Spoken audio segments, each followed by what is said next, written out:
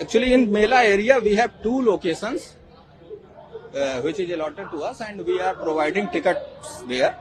There are 4 unreserved ticket counters, 1 reserved ticket counter, 2 ATVM machines, 1 inquiry counter in both the locations. So people can come and buy the tickets from here only. So there is no need to go to station and purchase a ticket and have a queue, then only you can board. So you can plan your journey from here only. So that's why we have provided ticket locations in Mela area.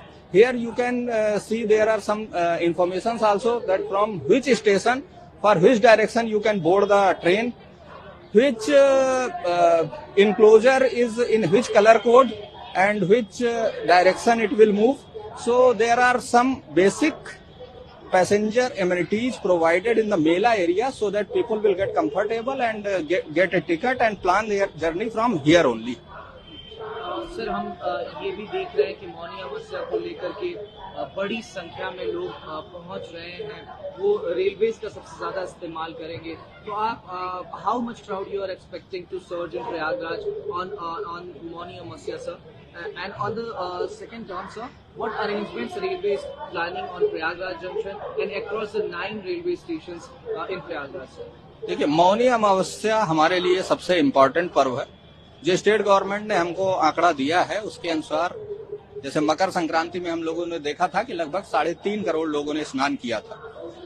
अब इसमें अनुमान ये है कि ये संख्या दुगना या इससे भी अधिक हो सकती है। मतलब 8 to 10 CR people can come and have a dip in holy Ganges.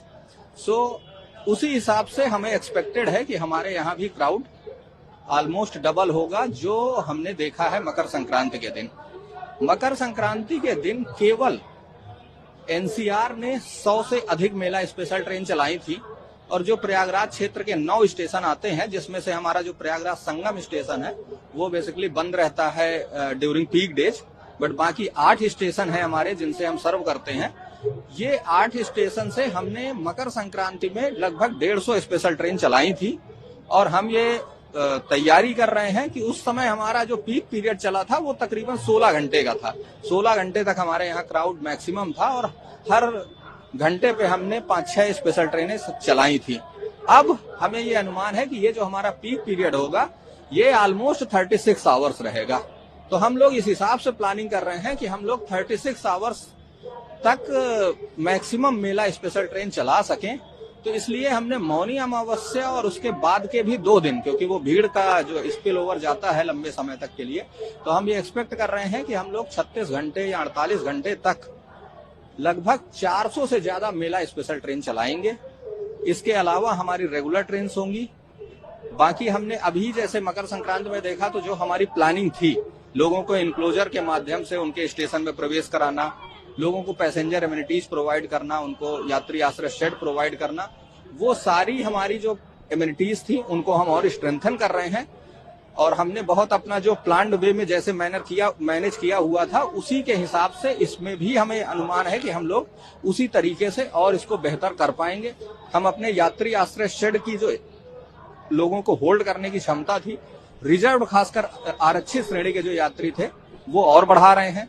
हम साइनेजेस पे काम कर रहे हैं, लोगों के जो पब्लिक अनाउंसमेंट सिस्टम है उसको और स्ट्रेंथन कर रहे हैं। यद्यपि हमारी मकर संक्रांति की प्लानिंग के हिसाब से हमारी सारी चीजें बहुत ही प्लान्ड वे में गई थी और कोई भी ऐसी घटना नहीं हुई जो रेलवे के लिए अप्रिय रही हो। सारा कुछ बहुत ही अप्रिशिएट किया गया। लेकिन मकर संक्रांति में चूंकि भीड़ बहुत ज्यादा होनी है, इसलिए हम अपनी इन सारी सुविधाओं को और ज्यादा स्ट्रेंथन कर रहे हैं, और निश्चित रूप से हम लोग और बेहतर तरीके से लोगों को सुविधा दे के उनके घरों तक, उनके डिजायर्ड डेस्टिनेशन तक पहुंचा पाएंगे। हम ये देख रहे हैं कि तमाम टेम्परेरी हॉस्पिटल्स बनाए गए हैं। हम देख रहे हैं कि इमरजेंसी सिचुएशन से कैसे कोप अप किया जाए, उसको लेकर के डी मैनेजमेंट इंडियन रेलवेज की तरफ से किया गया है। फर्स्ट एड को प्रोवाइड करने के लिए काम किया जा रहा है, उसके बारे में देखिए, हमें ये पता था कि स्वास्थ्य संबंधी लोगों को समस्या आती है। ठंड का मौसम है, भीड़ भी बहुत ज्यादा होती है, लोगों की आस्था भी जुड़ी होती है कि वो बिना गंगा स्नान किए हुए कुछ नहीं खाएंगे। कई बार लोग अपनी दवा भी मिस कर देते हैं। बहुत सारे ओल्ड एज लोग होते हैं, बच्चे होते हैं, तो निश्चित रूप से स्वास्थ्य संबंधी समस्या आनी स्वाभाविक है। हम लोगों ने इसीलिए अपने लगभग हर एक प्लेटफॉर्म पे, हर एक यात्री आश्रय शेड पे first aid booth with doctor with paramedical staff provide किया हुआ है। और हमारे इन प्रयागराज क्षेत्र के जो 9 स्टेशन है इसमें 34 फर्स्ट एड बूथ लगातार चल रहे हैं, राउंड द क्लॉक वर्क कर रहे हैं। इसके अलावा कई बार लोगों को फर्स्ट एड से भी ज्यादा जरूरत पड़ती है।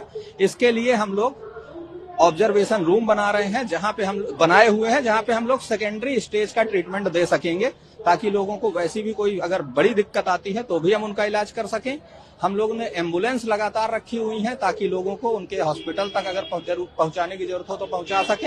हमने अब तक लगभग 25,000 लोगों को ट्रीटमेंट दिया है और आगे भी हम जो है लोगों को ऐसा ही स्वास्थ्य संबंधी कोई समस्या नहीं होने देंगे।